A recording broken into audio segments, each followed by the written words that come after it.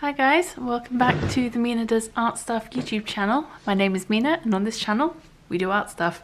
So today I am here with a tutorial of sorts. I've been struggling for the longest time with doing galaxy paintings.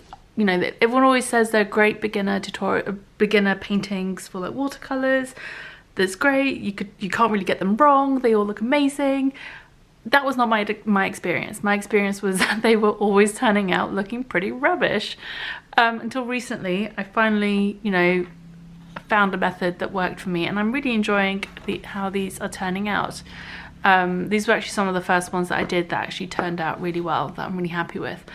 And yeah, so I thought I'd sit down and share with you what's worked for me, and hopefully if you guys are having trouble too, maybe this will help you as well. So I did these a couple days ago, and I just did these now before I sat down. Now this sketchbook, this watercolor sketchbook, it's actually not that bad.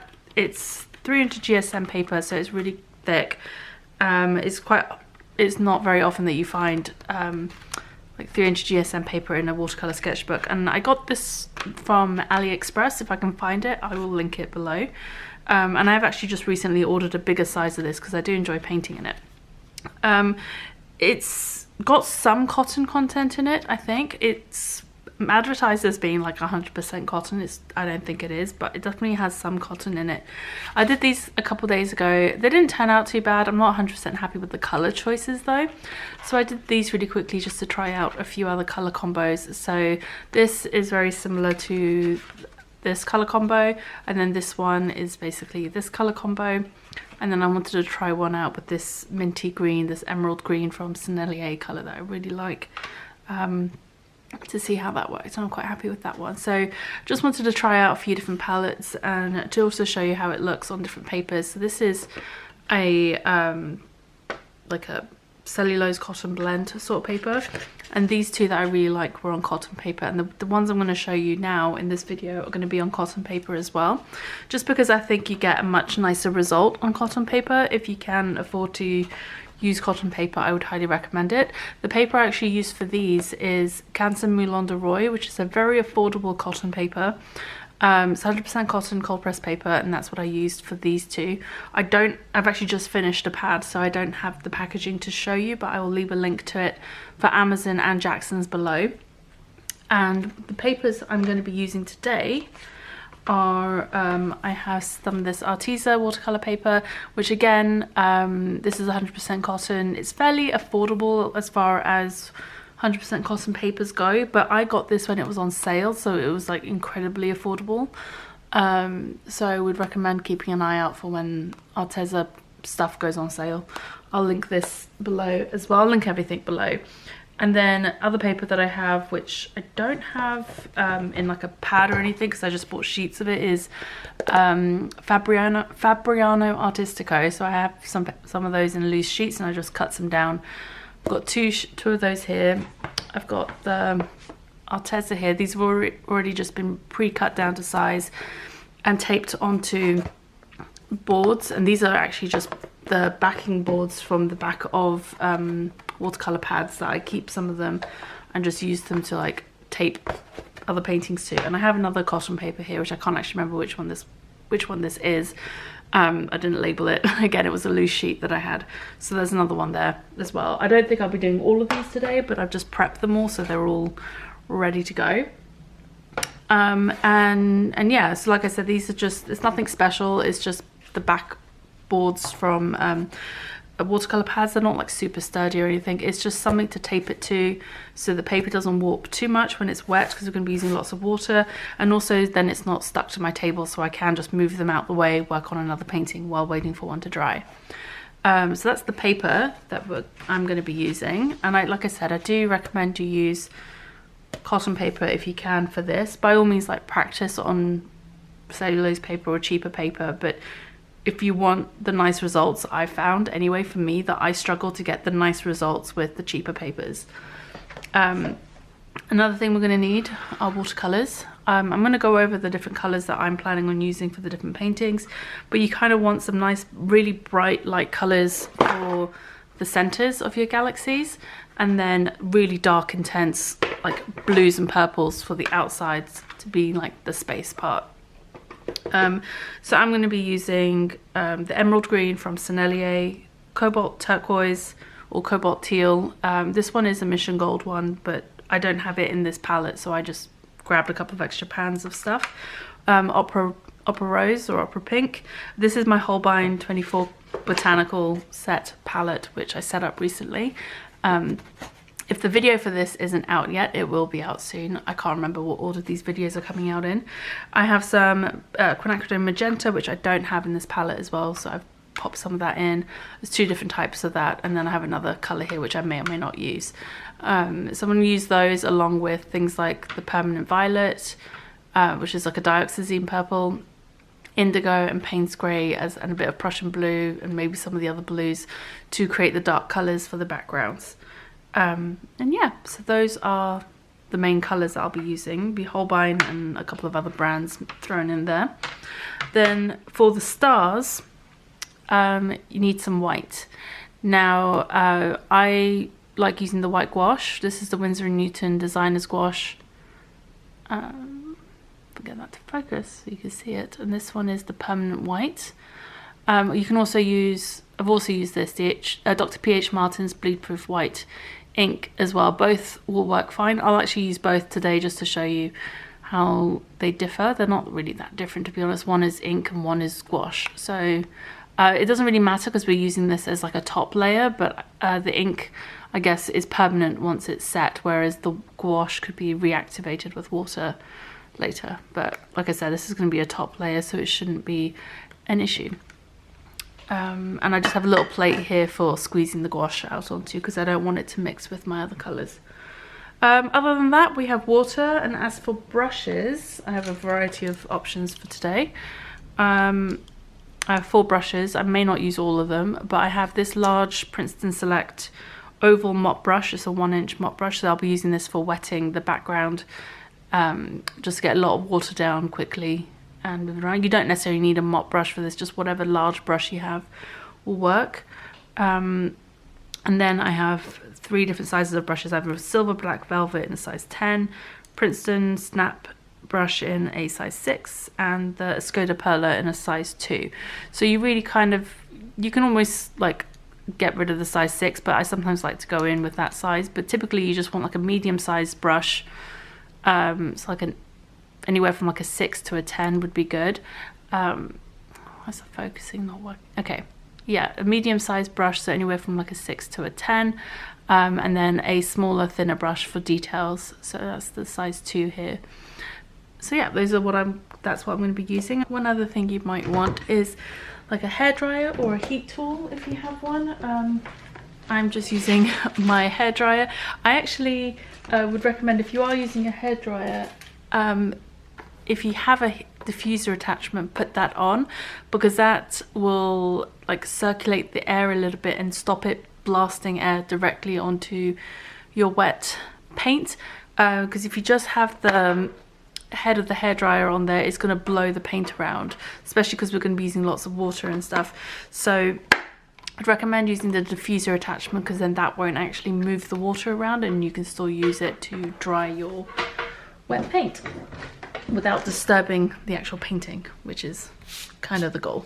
So I think we're going to start with this one, this sort of colour scheme, like the pinks and purples, and go really bright and bold. Okay, so just getting some clean water. My mop brush, this one holds a ton of water, so just gonna brush that on, get that nice and wet. You want it to be wet but not like puddles of water. If you've got puddles, you'll want to like soak that up. And if you are using cotton paper, I recommend you go over it once and then go over it again to make sure it's really absorbed as much water as it needs to, because that'll keep it wet for longer. Cotton paper absorbs the water and holds on to the water, so it'll stay wet for longer as well. Okay. Just gonna dab off the extra water from around the edges. Okay, so if I pick it up, I don't know if you'll be able to see, but you can see it's got a nice sheen on it. There's no like puddles or drips of water. If you pick up, there's another reason I put it on a board so you can pick it up and see. You've got a nice even wet sheen over the whole sheet of paper. If you tip it to one side, you're not getting like a pool of water, bead of water at the bottom. And if you do, you could just take a dry brush or a damp brush and sop it up, dab it up. You want it to be nice and evenly coated. Okay, so you want to make sure you have a nice sheen of water, wetness on your paper. You don't want it to be sopping wet or puddling. So make sure you have a nice even amount of water. And when you pick it up and you tilt the paper, you don't want to have like water gathering in a corner at the bottom or anything. Let's make sure it's nice and wet. I have 2 cats, so there's always cat hair on everything, no matter what I do.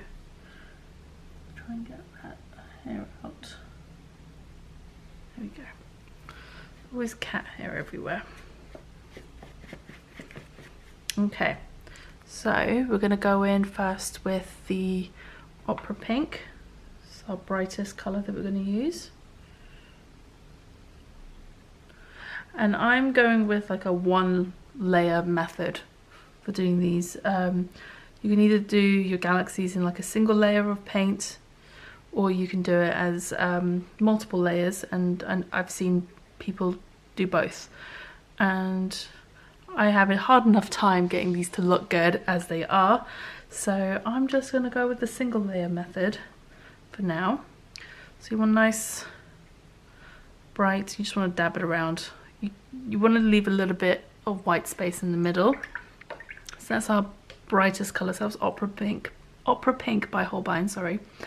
Then I'm going to go in with some Helios Purple from Sennelier. This is actually the same pigment as like Quinacridone Magenta, PR 122, I think. So this is a slightly darker pinky purple. So we're just going to go around the Opera Rose and add a slightly darker colour.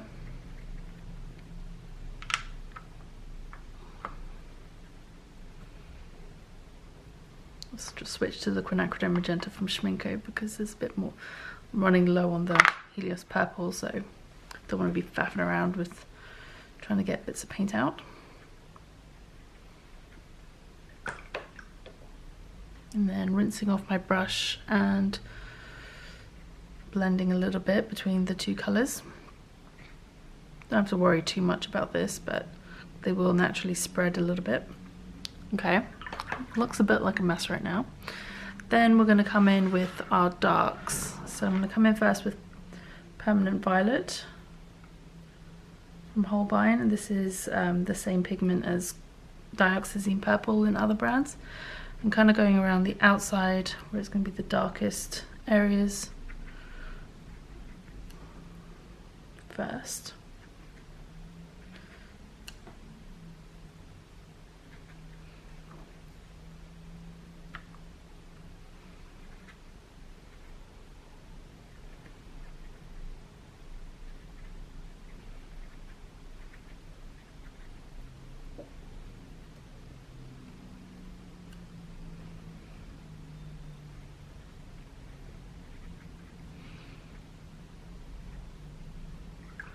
Just randomly placing it around.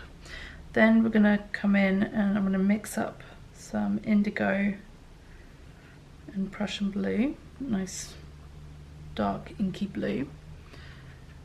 Go around the edges with that one. And those were both Holbein. So this Permanent Violet from Holbein isn't as dark as Dioxazine Purple is in other brands, so that's why I'm just going to come in with a darker colour. Probably even add in some purple to that blue mix. Get it nice and dark, get the colours to tie in. Okay, and then finally I'm just going to grab some Payne's Grey for the corners and the edges. Really, really dark. And I like Payne's Grey instead of black because it's got a bit more life to it.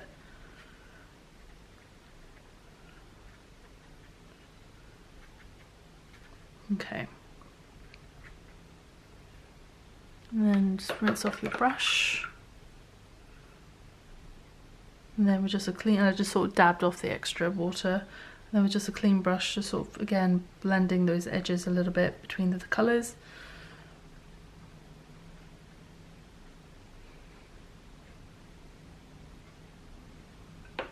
And then if you need to, you can come back in with some of your brights again. So a bit more opera pink there.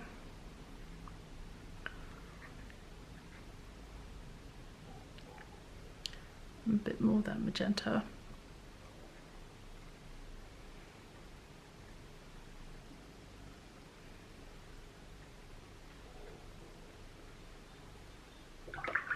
I'm finally going to come back in with a bit more of that purple.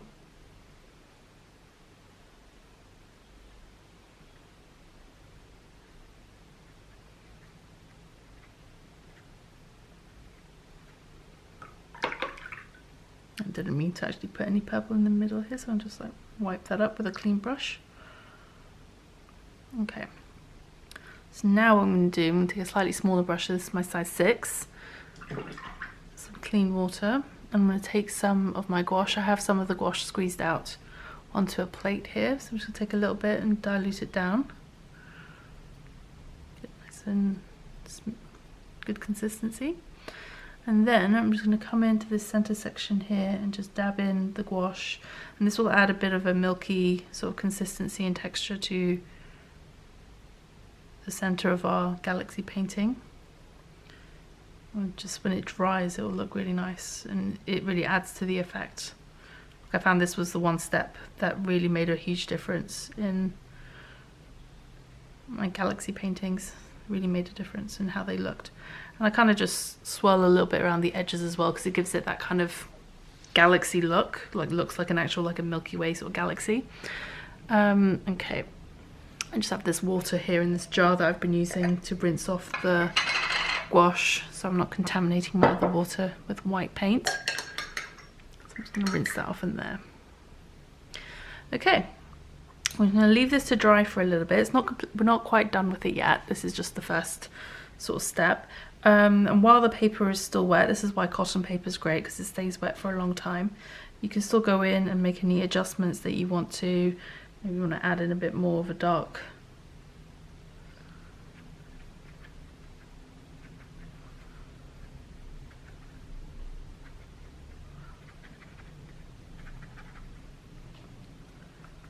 A bit more of a dark along these edges.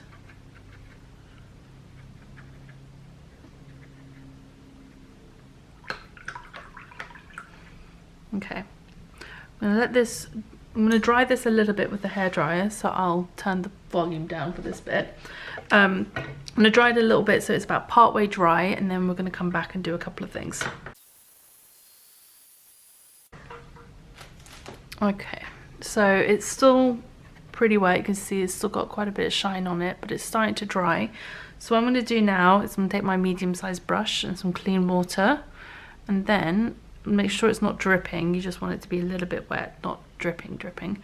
Then what I'm going to do is I'm just going to sprinkle some clean water over it, and that's going to create little backgrounds, which is going to give us the effect of diffused stars in the background. You can really start to see those popping up. So that's our first step for creating the stars. And then what I'm going to do is I'm going to take my smaller size brush, my size 2. I'm going to get some of that gouache, or you can use the bleed proof white for any of the, wherever I'm using gouache you can also use bleed proof white. You don't have to use gouache necessarily. I'm going to load up the brush, and then I'm just going to randomly splodge some white onto the galaxy. I'm going mainly for the places where the water is splattered, and because the paper is still a little bit wet, it will diffuse a little bit into that wet paper, and it will give that sort of effect of those background stars that glow a little bit. They have a bit of like a halo around them.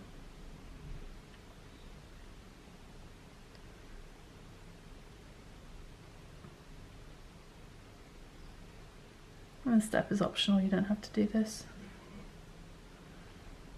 Okay, I think that's enough for now.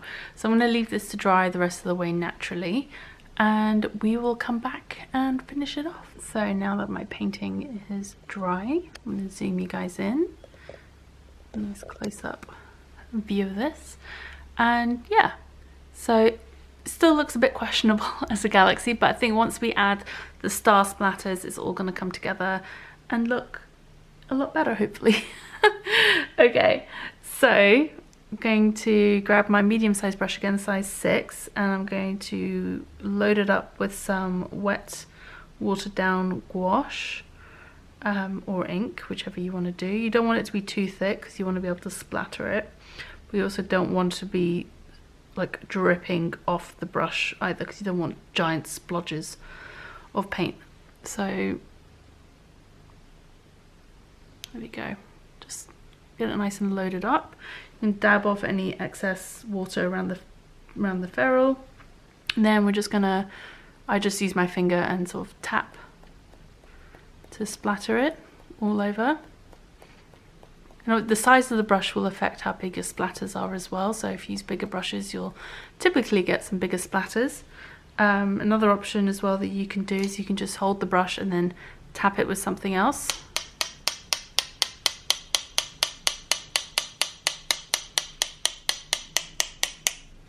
You can also use a stiffer brush or a toothbrush and then like splatter it on for like a more directional effect.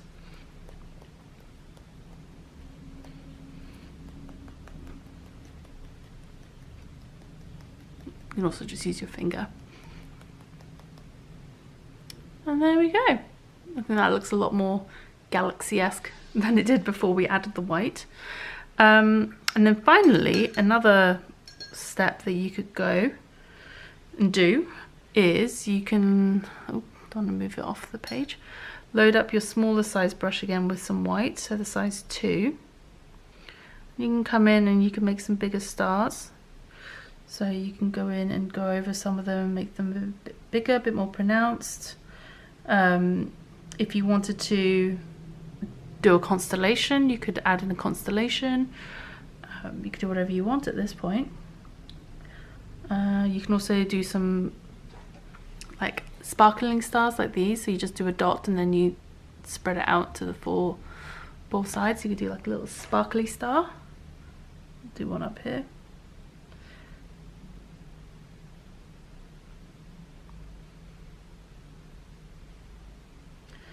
And then I always like doing these in odd numbers, so I'll do either 3 or 5.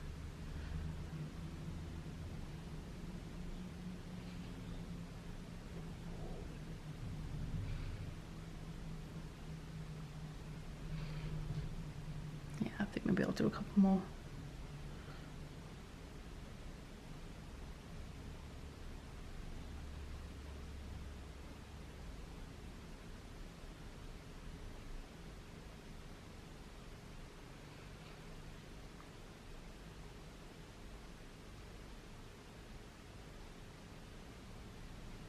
Okay, and that's done.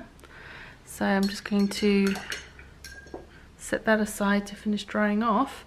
And then what I'm going to do, I think I'm going to do a couple more galaxies, but this time I'm just going to film them in time lapse. And so I kept this one, I'm keeping this one in real time so you can see how I actually did it. I'm going to do a couple more and then I'm just going to speed those up and set them to music so you can just see how a couple of different color stories and color schemes look in this sort of galaxy painting. And then I'll come back at the end and do a bit of a tape peel and take all the tape off and show you what the finished paintings look like.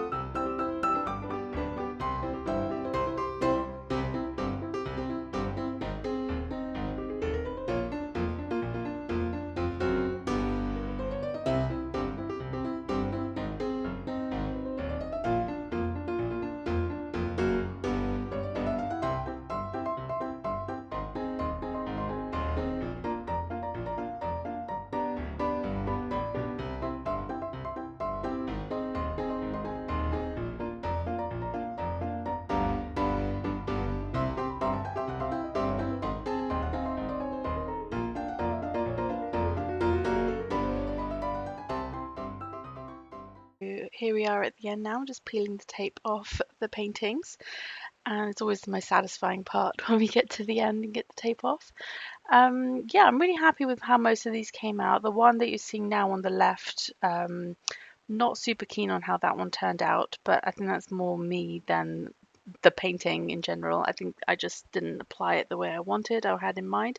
But overall, I'm really happy with how these galaxy paintings have turned out. I hope you will give it a go and experiment a little bit with different colors and different placements and see what works for you. Anyway, thank you again so much for joining me today. I'll see you guys again soon. Bye.